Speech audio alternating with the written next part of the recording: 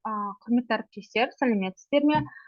Бүгін Конфодиктің онлайн сессиясында Астана медициналық университетінің неонатология кафедрасының меңгерушісі, профессор, медицина ғылымдарының докторы Жаксалыкова Күләш Қаликановна ана сүтімен қоректендіру және парентералды тамақтандыру, неонатологиядағы заманауи стандарттар актуалды тақырыбына баяндама оқиды. Уважаемые коллеги, всем здравствуйте. Сегодня у нас на онлайн-сессии конфиденциального аудита будет очень интересный и актуальный доклад на тему грудное вскармливание и парентеральное питание, современные стандарты в неонатологии. Будет выступать доктор медицинских наук, профессор, заведующий кафедрой неонатологии медицинского университета Астана Жаксалыкова Күләш Қаликановна. Қайырлы күн, құрметті әріптестер. Добрый день, уважаемые коллеги. Сегодня я, Назирке Евгеньевна уже сказала, представлю вам доклад. Причина именно этого доклада заключается в том, что вот многие пишут, звонят в чат про предстоящую сертификацию на больнице доброжелательного отношения к ребенку. Вопросы грудного вскармливания у нас в Казахстане опять будут ведущими. И я хотела рассказать, что нового по грудному вскармливанию, какие есть у нас наработки, можно сказать, где нам еще нужно предстоит работать. Вот такая ситуация по грудному вскармливанию у нас в Казахстане. Ну и парентеральное питание я, коллеги, взяла потому, что обычно на конфиденциальном аудите перинатальной смертности при разборе историй умерших детей всегда были рекомендации и озвучивались, какие ошибки при парентеральном питании мы допускаем у новорожденных детей. Поэтому вот грудное вскармливание и парентеральное питание являются на сегодняшний день современными стандартами в неонатологии. И я хочу сказать, что вот глобальная стратегия кормления, согласно Всемирной организации здравоохранения, была впервые разработана в 2003 году. В 2018 году эта глобальная стратегия была обновлена. И основная цель этой стратегии заключается в том, чтобы на основе оптимальной практики кормления обеспечить улучшение питания, здоровья, развития ребенка, не только в раннем возрасте, но и во взрослом состоянии. И вот эти первые 1000 дней жизни, коллеги, вы все это знаете, что здоровье ребенка формируется именно в эти первые 1000 дней и программируется на всю жизнь. Что входит в эти 1000 дней? Это 270 дней беременность, первый год жизни 365 дней, второй год 365 дней. Вот именно вот эти первые 1000 дней, они оказывают огромное влияние на здоровье ребенка в будущем. Это могут быть такие состояния, как ожирение, аллергические заболевания, различные хронические заболевания, когда во взрослом состоянии. Питание также на когнитивное развитие ребенка влияет, поэтому вот эти первые 1000 дней очень важны. Сейчас Всемирная организация здравоохранения говорит о том, что чтобы ребенок с рождения раскрыл свой полный потенциал, он нуждается в 5 компонентах заботы, которые взаимосвязаны с собой. И первый компонент – это адекватное питание. То есть самое первое – здоровье – это обеспечить ребенка адекватным питанием. Второе – это хорошее здоровье. Третье – это безопасность и защита. Четвертое – отзывчивый уход. И 5 – возможности для раннего обучения. И вот эти первые 2, адекватное питание и хорошее здоровье, коллеги, это зависит от нас, медицинских работников. Оставшиеся 3, конечно, зависят от родителей этих детей, насколько они будут заботиться о своих детях. И вот первое – это адекватное питание. Ученые уже установили, что 3 фактора влияют на будущее детей. Это питание, воспитание, охрана здоровья. Но 80% составляет, то есть 3/4 составляет это питание. Насколько важно правильное питание ребенка в ранние годы. И вот в эти первые 1000 дней, коллеги, я вам уже сказала, что входит это 270 дней питания беременной женщины. То есть она должна правильно питаться. И вы знаете, что когда женщина встает на учет, 2 раза дородовый патронаж проводят медицинские сестры. Это в 12 недель и в 32 недели. И тогда уже, конечно, объясняют женщинам, говорят о правильном питании и влиянии ее питания на здоровье ребенка. По данным ВОЗ, ежегодно в мире умирает около 3 миллионов младенцев, которые не достигли месячного возраста. То есть это новорожденные умирают. Исследование показало, если бы эти дети с рождения вскармливались исключительно грудным молоком, то можно было бы спасти 1,5 миллиона из умерших младенцев. То есть получается 50% можно было спасти только исключительно грудным вскармливанием. И я говорила, что грудное вскармливание, от грудного вскармливания зависит, если ребенок не получал грудного вскармливания, то может быть ожирение, а может быть диабет. Поэтому продолжительный период грудного вскармливания, а мы рекомендуем до 2 лет и более кормить ребенка грудью, на 13% снижает избыточный вес. И посмотрите, на 35% снижается развитие диабета 2 типа во взрослом состоянии. Какие же программы ВОЗ содержат вопросы поддержки грудного вскармливания, которые внедрил у нас в Казахстане, коллеги? У нас внедрены в Казахстане на сегодняшний день 4 программы ВОЗ. Это БДОР, больница доброжелательного отношения к ребенку. Кто давно работает, коллеги, помните, да, это в 90-х годах начали сертификацию родовспомогательных учреждений, 10 принципов грудного вскармливания. Все родовспомогательные учреждения боролись за это звание, да? Вот, соблюдая политику, значит, и принципы грудного вскармливания. Следующая программа, которая была внедрена, это эффективный перинатальный уход, тоже у нас в родовспомогательных учреждениях. И вы помните, что там тоже сразу же после рождения, золотой час, первые полчаса желательно, как только перерезали пуповину, ребенок сразу кладется на грудь матери и начинает сосать молозиво, что это очень эффективно, и это улучшает лактацию, здоровье, обсеменение, в общем, полезность, да, это эффективный перинатальный уход. Интегрированное ведение болезни детского возраста, коллеги, ну, у нас в основном используется на уровне поликлиник. Есть 2 категории ВБДВ. Это с рождения до 2 месяцев, это касается нас, неонатологов, да, и с 2 месяцев до 5 лет это в основном поликлиники. Вы знаете, там признаки опасности, 4 признака опасности, какие в основном симптомы, да? Неотложная сортировка, что нужно сделать по вот этой программе. И сейчас с 2019 года в Казахстане внедрена еще одна программа Всемирной организации здравоохранения, которая называется «Универсально-прогрессивная модель патронажа беременных женщин и детей раннего возраста». Ну, тут написано, коллеги, поликлиника, но нужно сказать, что она тоже начинается с роддома. То есть дородовые патронажи – это беременных 2 дородовых патронажа. И уже с роддома этих детей, конечно, нужно наблюдать.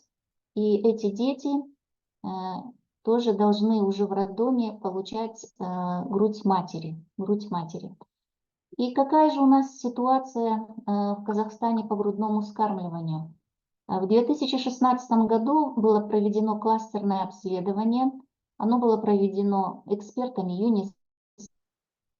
Оказалось, что на исключительно грудном вскармливании до 6 месяцев у нас всего находится 37,8% детей. Продолжительность грудного вскармливания до 1 года 59,8, а до 2 лет 21,1. Коллеги, если сравнить вот ситуацию по грудному вскармливанию в Казахстане с ситуацией в других наших соседних среднеазиатских республиках, нужно сказать, что у нас процент грудного вскармливания самый низкий по сравнению с Узбекистаном, Таджикистаном, Киргизией. Какие же вообще нормативно-правовые акты имеются у нас по поддержке грудного вскармливания? Ну, первый приказ, коллеги, все вы помните, он уже, конечно, старый, 113 приказ от 1997 года, который называется «Охрана, поощрение и поддержка грудного вскармливания». Потом, вы знаете, последний приказ по стандарту организации оказания педиатрической помощи в Республике Казахстан, 25-й приказ от 15 марта 2022 года, там тоже говорится о грудном вскармливании. Кстати, хочу сказать, коллеги, что вот к этому стандарту организации оказания педиатрической помощи 21 февраля этот стандарт был обновлен, и несколько приложений в нем. И в одном из пунктов этих приложений прописано, что запрещается значит, реклама заменителей грудного молока. И последний приказ по грудному вскармливанию, это приказ 554 от 20 августа 2024 года. Он называется «О защите, продвижении и поддержке грудного вскармливания в Республике Казахстан». Ну, попозже я скажу, в чем этот приказ заключается. То есть, видите, сколько программ посвящено грудному вскармливанию, какие приказы у нас в Республике Казахстан есть. Но, несмотря на это, процент грудного вскармливания, к сожалению, у нас до сих пор низкий. Ну, все мы знаем, что новорожденные дети, два вида питания у них: энтеральное питание и парентеральное питание. И, конечно, желательно, чтобы дети чаще были на энтеральном питании, а парентеральное питание, конечно, как можно применять реже, ну, по необходимости, конечно, смотря на состояние ребенка, но короткие сроки и стараться быстрее уйти от парентерального питания на энтеральное питание. У нас есть два клинических протокола по питанию, которые были опубликованы и разработаны в 2023 году. Вот на данном слайде, коллеги, они показаны. Это значит, энтеральное питание доношенных и недоношенных детей. И в том же году был опубликован второй клинический протокол, это парентеральное питание новорожденных детей. Ну вот мы на эти смотрим, на клинические протоколы. Какие же виды энтерального питания для новорожденных детей вообще существуют? Конечно, первое и самое важное, золотой стандарт, это грудное молоко. Второе, если ребенок не может сосать, то он может это получить через зонд, там с чашечки, да, сцеженное грудное молоко своей матери. Третье – это донорское молоко. Но у нас, к сожалению, коллеги, в Казахстане нет банка донорского молока. И четвертое – это искусственные смеси. Ну, не все дети могут быть, конечно, на грудном вскармливании. В некоторых случаях, по показаниям, мы назначаем детям искусственные смеси. Ну, процент их очень низкий. О пользе грудного вскармливания, коллеги, можно говорить много, да, но то самое первое, что длительное грудное вскармливание способствует хорошему когнитивному развитию ребенка. И установили, что IQ у детей, которых кормили грудью, намного выше.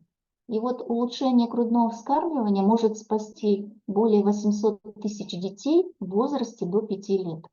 Ну, о том, что грудное вскармливание снижает диарею на 54%, респираторные инфекции на 32%, отит, диабет, ожирение, неправильный прикус. Он также полезен и для здоровья матери, снижается рак груди и яичников у матери. И я хочу сказать, что появились последние 2-3 года, появились новые руководства Всемирной организации по питанию детей.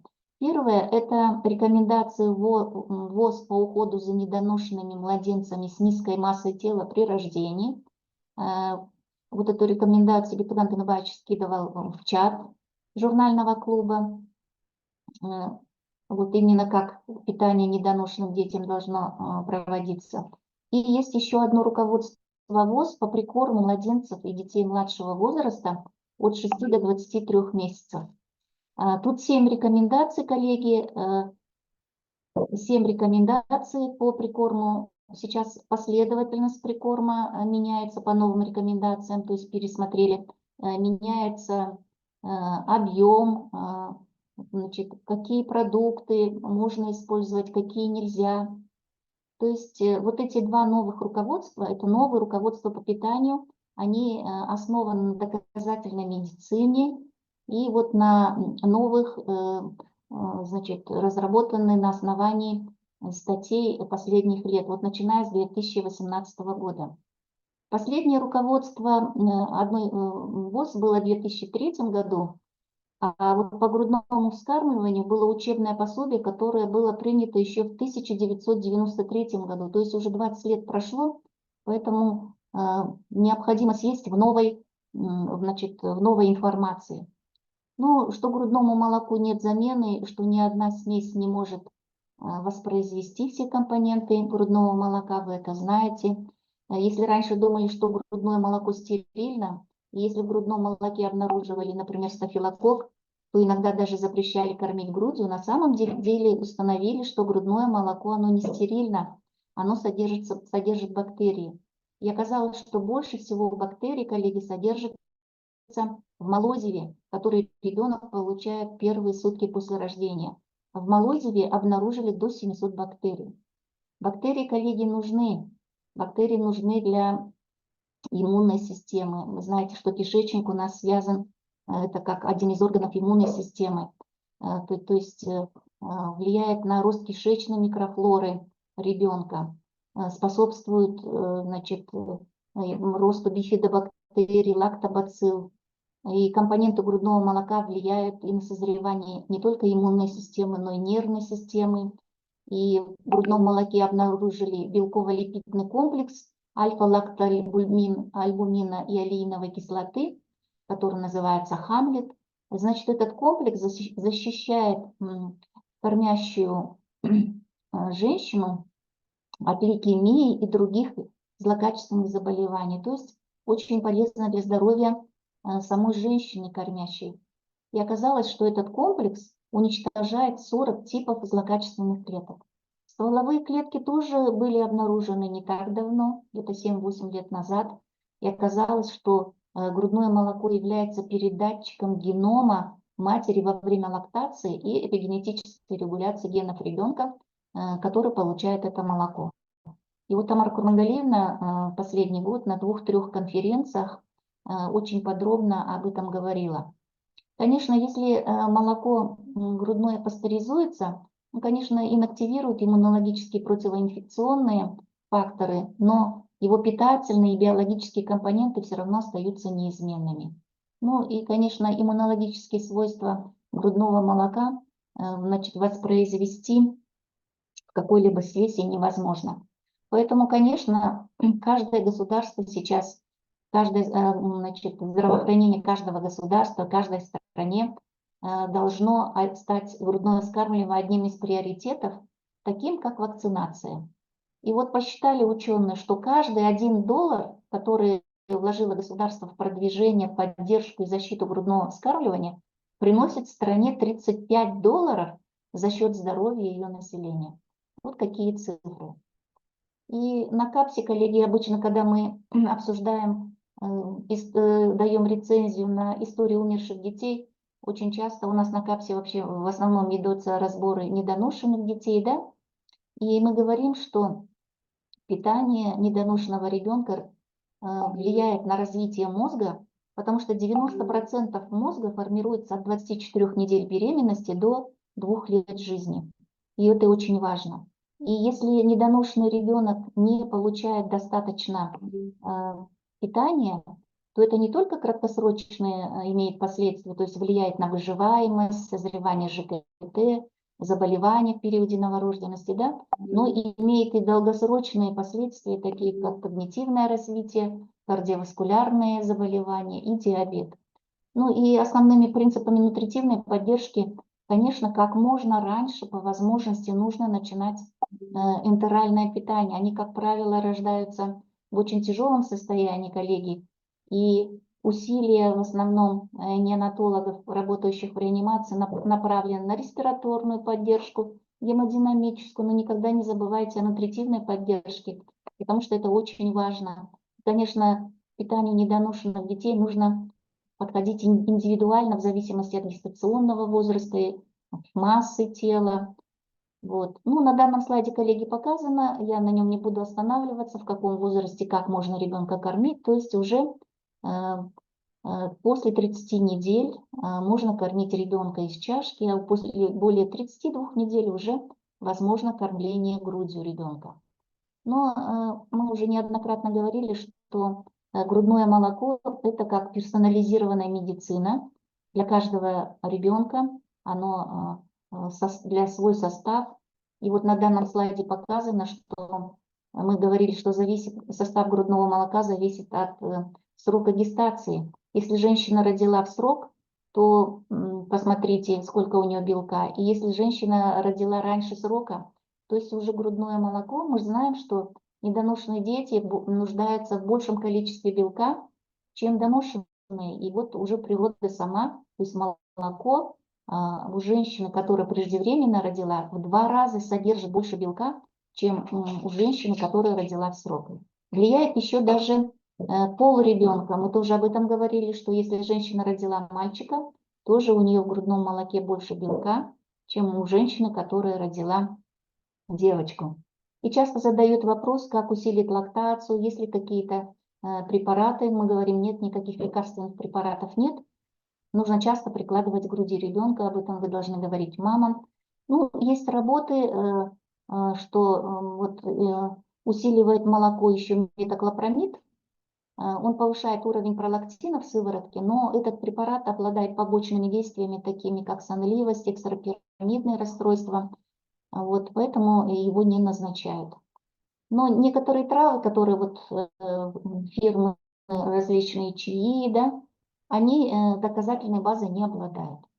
Очень важно, я хотела бы обратить внимание, коллеги, и вы должны говорить кормящим мамам о правилах хранения и использования сцеженного грудного молока.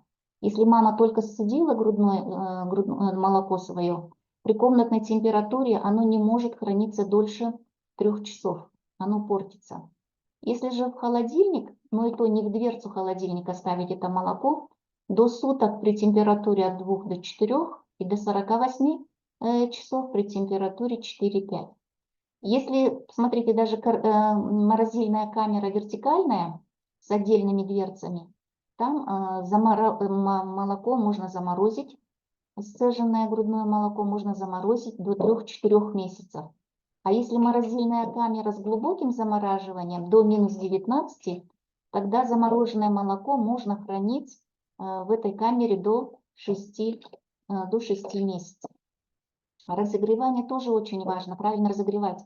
То есть желательно, чтобы замороженное молоко оттаяло при комнатной температуре. Нельзя его подогревать в микроволновой печи, нельзя подогревать на электрической плите. Оттаившее молоко нельзя снова замораживать, но можно хранить в холодильнике до 2 суток. Но если нужно, чтобы быстро оттаяло молоко, то можно поместить значит, вот эту емкость с замороженным молоком в теплую воду. И я хочу сказать, что у нас на базе отделения выхаживания недоношенных городской многопрофильной больницы номер 2 города Астаны, заведующая Цубенко Ирина Алексеевна, вот уже в течение 10 лет имеется, в молочной кухне имеется банк сцеженного грудного молока, где хранится замороженное молоко женщин из отделения реанимации, из отделения неонатальной хирургии и отделения выхаживания недоношенных, коллеги. Я это не случайно привожу этот пример, потому что вообще можно взять опыт их, что можно хранить их молоко. И сейчас я покажу небольшой фильм, они даже сняли, как это проводится, то есть есть стандарт операционных процедур, сейчас я вам покажу. И это очень удобно, коллеги. Когда у женщины, вы знаете, когда ребенок долго находится в реанимации, женщина вначале сцеживает молоко, потом молока все меньше и меньше у нее. Понятно, что это тоже стресс для нее, да? Потом ребенок самостоятельно не сосет, и все меньше молока. И вот пока у нее молоко есть, она может сцеживать, а потом замораживать. И когда нужно молоко, можно его разморозить и этому ребенку дать. И это очень удобно. Вот специальные контейнеры есть, они в аптеке продаются. Значит, написана фамилия, когда женщина сцедилась, время даже. Вот в этой морозильной камере это сцеженное молоко хранится. Если же женщину выписали, она вот эти контейнеры замороженные с собой забирает. И вот я вам сейчас покажу этот фильм. Ой, немножко.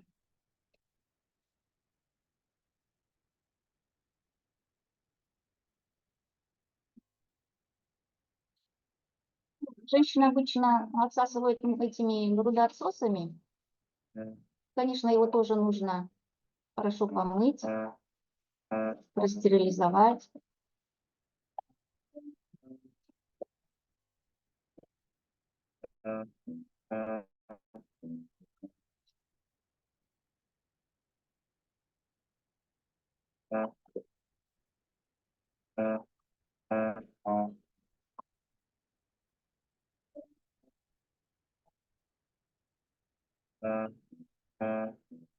Это правило маркировки. Подписывается фамилия, какой день, даже час. Потом сцеженное грудное молоко переливается в эти контейнеры.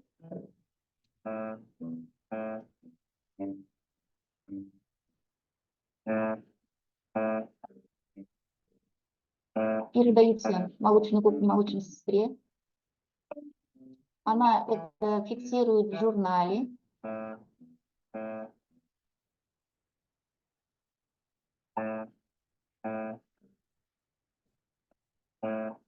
И в зависимости от того, в каком отделении мама лежит, в общем-то, это молоко там сохраняется. Говоря о парентеральном питании, коллеги, вот Назирке Евгеньевна дала мне вот такие данные, какие ошибки в парентеральном питании есть. Это неправильный расчет физиологической потребности жидкости, да? Нет контроля, нет коррекции электролитов. То есть практически на многих заседаниях,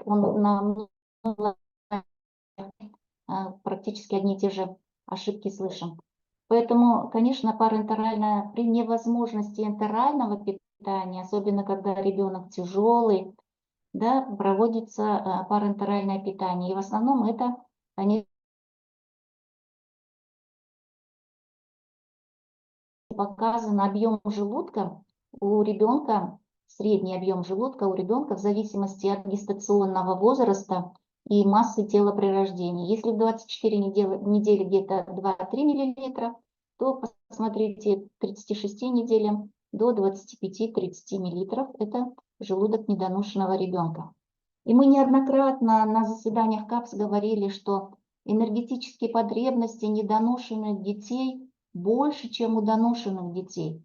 И вот на данном слайде показано, сколько у них килокалорий уходит вот в покое на основной объем, на движение недоношенного ребенка 10 килокалорий на килограмм в сутки. Скрытые потери есть энергии скалом 10 килокалорий. На рост ребенка уходит 25. И в среднем где-то около 120 килокалорий на килограмм в сутки уходит у недоношенных детей. Но к этой сумме, коллеги, еще нужно прибавить где-то еще 15-18%. То есть, видите, какие энергозатраты. И вот есть неонатолог Николас Эмблтон, который очень много пишет по нутритивной поддержке недоношенных детей. И вот в одной из своих статей он вот предлагает, он говорит, что потребность в энергии у недоношенных детей от 110 до 135 килокалорий килограмм в сутки. И это можно сравнить с тем, как вот велогонщик Тур де Франс, если потреблять 7000 килокалорий в день, то у него 100 килокалорий на килограмм в день. А у недоношенного ребенка получается на 20-30% больше, 120-130 килокалорий на килограмм в день. То есть смотрите, недоношенного ребенка можно сравнивать с велогонщиком Тур де Франс, и даже он нуждается в большей энергии. И это нужно учитывать. К сожалению, первые сутки очень много ошибок в чем заключается, что не сразу начинают добавлять компоненты парентерального питания. Некоторые дети получают только 10% раствор глюкозы и воду. И нужно сказать, что дети, особенно с экстремально низкой массой тела, менее килограмма, которые получают только глюкозу, они теряют, наоборот, 1,2 грамма на килограмм белков в сутки. Это очень много, коллеги, у них же запасов практически нет. Если он будет голодным, то ему где-то первые дня 3 достаточно для того, если он не будет получать питание, он может умереть. Ну, у более зрелых недоношенных детей, конечно, потери белка меньше, чем у менее зрелых. Ну, об этом нужно помнить, и что дефицит белка обязательно должен быть восполнен. И нужно сказать,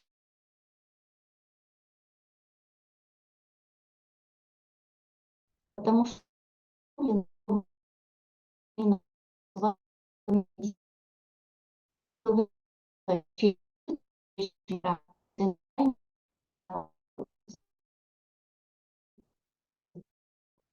ну, у нас в Казахстане, вы знаете, есть два типа парентерального питания, да? Это индивидуализированное парентеральное питание и стандартизированное парентеральное питание. Про стандартизированное парентеральное питание в последнем протоколе было описано, и мы уже говорили, что это зависит от того, от родовспомогательного учреждения. Если в родовспомогательном учреждении есть оборудование, медицинский персонал для индивидуализированного парентерального питания, то применяйте индивидуализированное парентеральное питание. Но если нет возможности, нет ламинарных шкафов, компаудеров, медицинского персонала, то можно применять и стандартизированное парентеральное питание, которое, в общем-то, заводским способом приготовлено. Но, к сожалению, у нас в Казахстане, я хочу сказать, эти препараты у нас были еще в 2019 году. Стандартизированное парентеральное питание зарегистрировано G13 для недоношенных детей, но метод G16 для доношенных детей. И вот с 2019 года, уже 6-й год, не все еще родовспомогательные учреждения используют. И ну, хотелось бы, чтобы хотя бы попробовали использовать такие, потому что преимущества есть и у стандартизированного парентерального питания, есть и у индивидуализированного. И в прошлом году на одном из заседаний КАПС неонатологи с перинатального центра города Семей, они показали результаты, хорошие результаты свои по использованию этих препаратов в практике. Хорошо, я знаю, что применяют стандартизированное парентеральное питание городской перинатальный центр Шымкент, второй городской перинатальный центр, и тоже это стандартизированное парентеральное питание, чтобы вы, коллеги, обменивались свои, там делились, и было затруднения, какие были успехи при применении этого парентерального питания. Когда мы говорим о компонентах парентерального питания, белках, жирах, углеводах, мы не всегда смотрим аминокислотный состав. Ну, на данном слайде показан аминокислотный состав Нунеты G13 и аминовены инфанта. Ну, здесь вот показано, коллеги, практически во многом по многим аминокислотам они совпадают. Единственное, я выделила вот глютаминовую кислоту. Почему я выделила глютаминовую кислоту? Потому что глютамин вообще он является предшественником синтеза нуклеотидов глютатиона и служит основным топливом для лимфоцитов, макрофагов и энтероцитов. И есть исследования, которые показали, что дети, которые получают парентеральное питание с глютаминовой кислотой, у них продолжительность ИВЛ сокращается, сокращается период перевода на полноэнтеральное питание, у них снижен некротический энтероколит. Поэтому на это, конечно, тоже нужно обращать внимание. Но я говорила уже, что от парентерального питания, коллеги, мы должны как можно, при возможности, как можно раньше уйти. Почему? Почему нужно, даже когда находится на парентеральном питании, нужно стараться еще давать ребенку минимальный объем энтерального питания, конечно, если нет противопоказаний. Почему? Потому что желудочно-кишечным трактом синтезируются гормоны, такие как панкреатический полипептид, гастрин. Вот эти гормоны, они оказывают трофическое действие на кишечник. И это способствует хорошей перистальтической активности кишечника. И поэтому нужно стараться значит, соблюдать минимальный объем энтерального питания. Или сейчас очень много говорят, и многие родовспомогательные учреждения применяют проградиентное питание, да, то есть начинают с 1-2 мл детям индивидуально и постепенно увеличивать. То есть даже при парентеральном питании, при возможности, коллеги, начинайте как можно раньше энтеральное питание. И литературные данные подтверждают, что когда ребенок на естественном вскармливании, это снижает НЭК у ребенка, у них лучше опорожняется желудок, меньше проблем с желудочно-кишечным трактом. И в отдаленном, значит, отдаленный прогноз – это хорошее развитие когнитивных функций. Ну и, коллеги, мне бы хотелось сказать, что до настоящего времени вот больница доброжелательного отношения к ребенку, я вам говорила, что от 90-х годов началось, да, сертификация родовспомогательных учреждений значит, на это звание. Потом, вы знаете, у нас был общественный фонд «Балажан», который называется. Они тоже сертифицировали на БДОР. Некоторые сертификаты получали, некоторые сертифицировали. Вот. И основная цель вот этого БДОР – это обеспечить каждому новорожденному наилучший старт в жизни. То есть грудное вскармливание – это очень важно, и соблюдение 10 принципов грудного вскармливания. Но вы знаете, сейчас уже этот общественный фонд Балажану уже нету его, не сертифицируют. Потом я вам говорила в начале моего доклада, что сейчас появилось полно новых публикаций по грудному вскармливанию. И та программа, по которой раньше преподавали БДОР, сейчас она существенно изменилась, потому что новые научно-доказательные рекомендации появились. И поэтому, коллеги, я хочу сказать, что я сказала, что среди среднеазиатских республик Казахстан у нас, к сожалению, было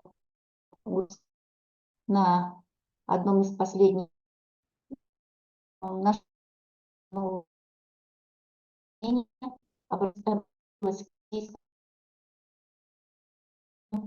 запрос, что содействие в укреплении потенциала и повышении квалификации медицинских работников не только организация родовспоможения, но и ПМСП.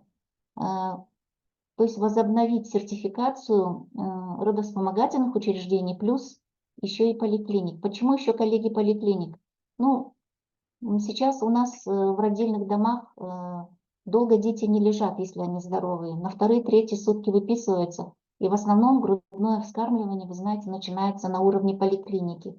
И, к сожалению, на уровне поликлиники многие мамы просят смесь, переходят на смешанное в начале вскармливания, потом вскармливание.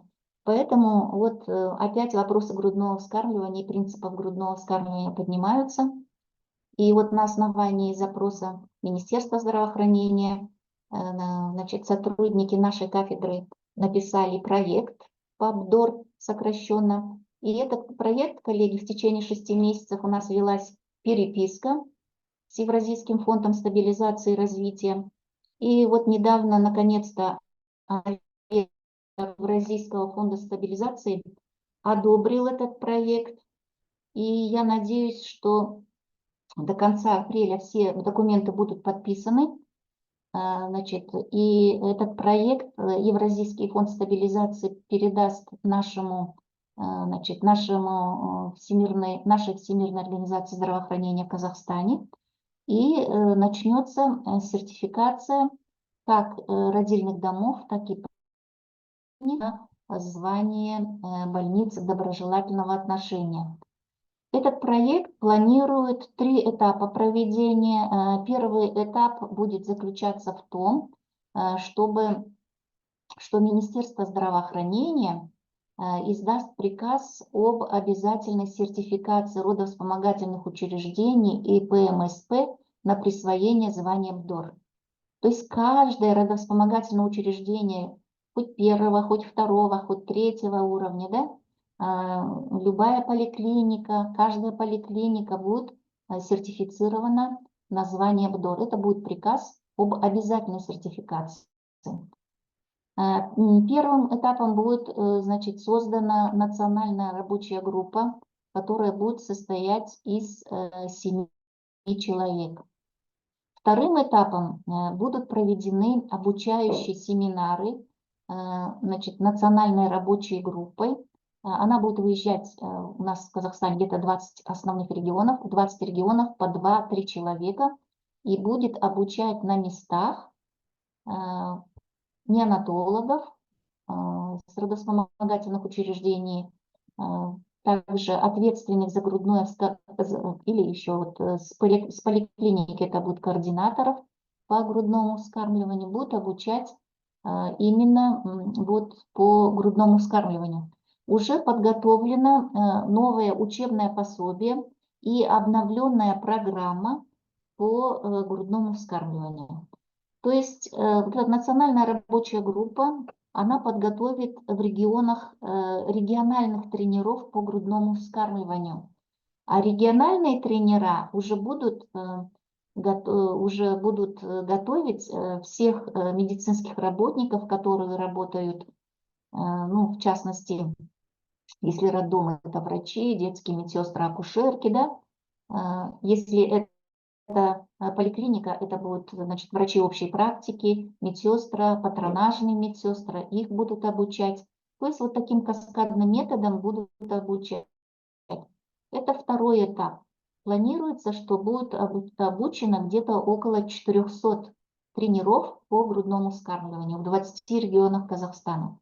И третий этап, после того, как будут обучены, значит, тренера, которые на местах будут обучать своих коллег, значит, потом через некоторое время после обучения будет проводиться внешняя оценка, тоже будет создана рабочая группа, которая будет проводить внешнюю оценку медицинской организации на соответствие статусу больницы доброжелательного отношения к ребенку. Ну, согласно вот этим не рекомендациям, а будут согласно пособию. И также по итогам аттестации, если медицинская организация прошла значит, по всем критериям оценки, то этой медицинской организации будет выдан национальный сертификат и статус больницы доброжелательного отношения к ребенку. То есть все это будет выдавать уже Министерство здравоохранения Республики Казахстан. То есть вот 3 этапа проведения этого проекта планируется. Ну и, коллеги, вы знаете, что ежегодно в мире первая неделя августа является неделей грудного вскармливания. И в прошлом году, ну не в начале августа, а в начале сентября у нас в Казахстане была проведена неделя грудного вскармливания.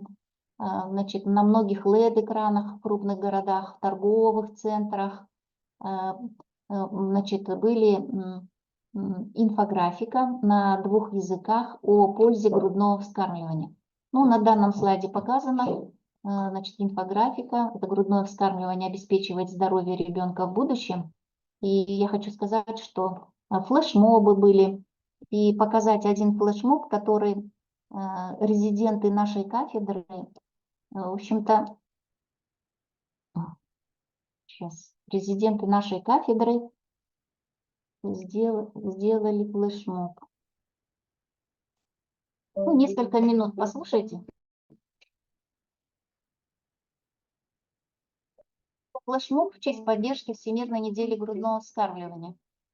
Это резиденты нашей кафедры.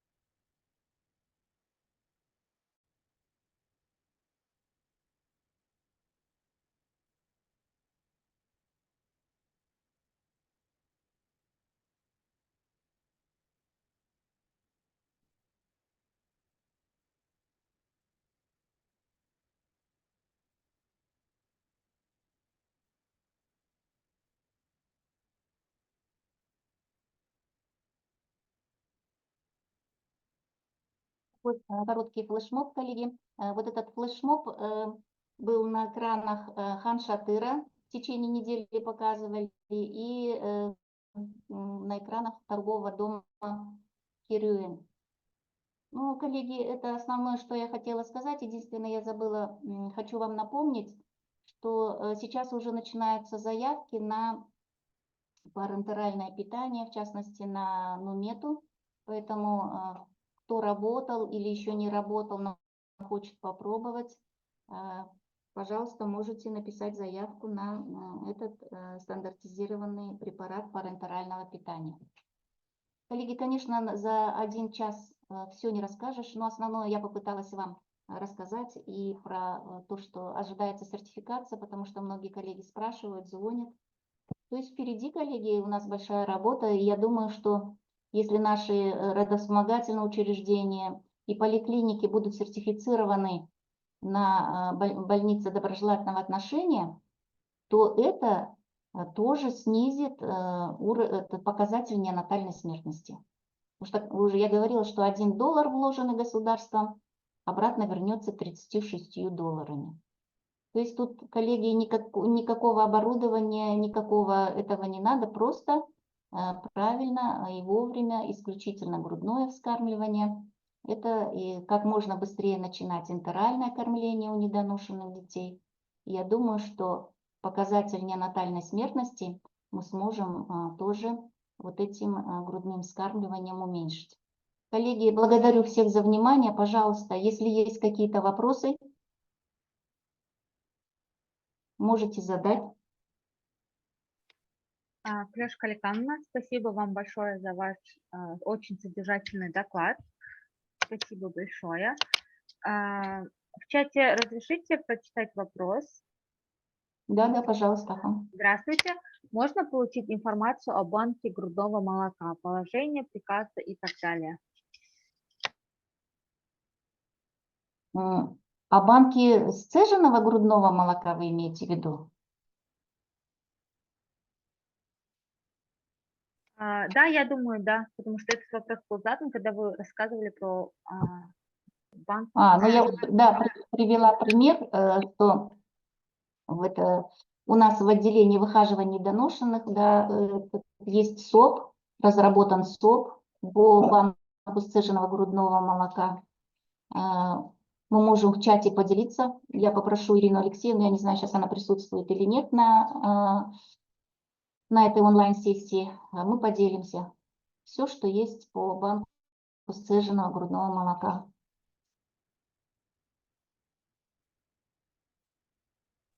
Вас также благодарят в чате за лекцию, за содержательный, доступный. Все благодарят. Также говорят, что белка в 2 раза больше у мам мальчиков, чем у девочек, что это для них было новое.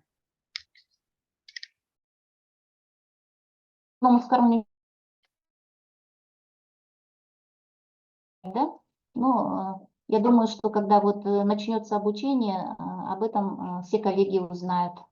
Будет еще учебное пособие подготовлено, называется «Больница доброжелательного отношения к ребенку», которое будет типографским способом издано.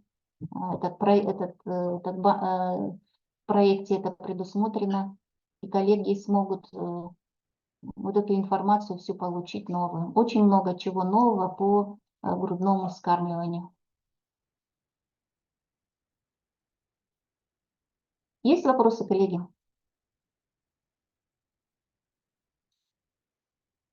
Ну, если, коллеги, вопросов нет, благодарю всех за внимание. Если есть вопросы, можете мне писать в личку на WhatsApp. Я обязательно отвечу. А так, коллеги, готовьтесь на сертификацию больницы доброжелательного отношения к ребенку. До свидания, спасибо. В чате вопрос, можно информацию по банку грудного молока? Наверное, имели в виду про банк сцеженного грудного молока. И Да. мне кажется, да, Клешка Александровна ответила на этот вопрос.